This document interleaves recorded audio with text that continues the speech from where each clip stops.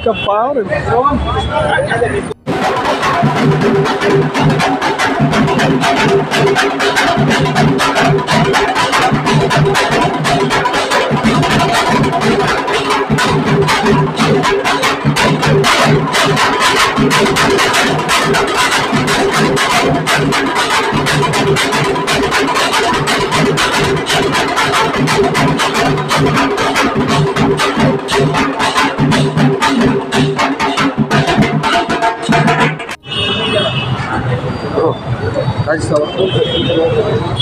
Direct बोलायचं।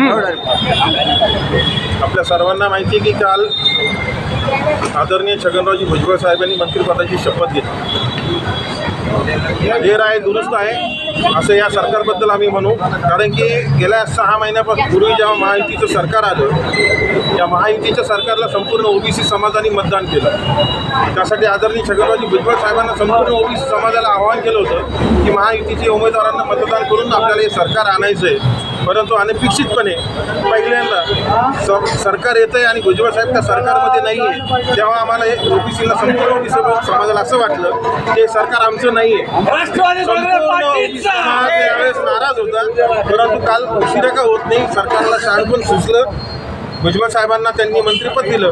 त्यामुळे आम्ही संपूर्ण समाज, राष्ट्रवादी काँग्रेस पार्टी असतील, ओबीसी समाजातील सर्व संघटना असतील, समता परिषद असतील, या सर्वांना या ठिकाणी खूप आनंद होत आहे आणि त्याचा आनंदोत्सव आम्ही या ठिकाणी मिठाई वाटून फटाके उडवून ढोल ताशाच्या स्वरूपात आनंद व्यक्त करतो। एक अशी एक चर्चा आहे का स्थानिक स्वराज्य संस्थेच्या निवडणुका डोळ्यासमोर ठेवतो भुजबळ साहेब काही इतके छोटे नेतृत्व नाही आहे की त्यांना जिल्हा परिषदेच्या महानगरपालिकेच्या निवडणुकीसाठी त्यांना खुश करण्यासाठी मंत्रिपद दिलेलं आहे। 50 वर्ष राजकारणात घातलेले भुजबळ साहेब राष्ट्रीय नेतृत्व आहे, त्यांना असे छोट्या मोठ्या निवडणुकीसाठी वापरत असतील असं आम्हाला वाटत नाही।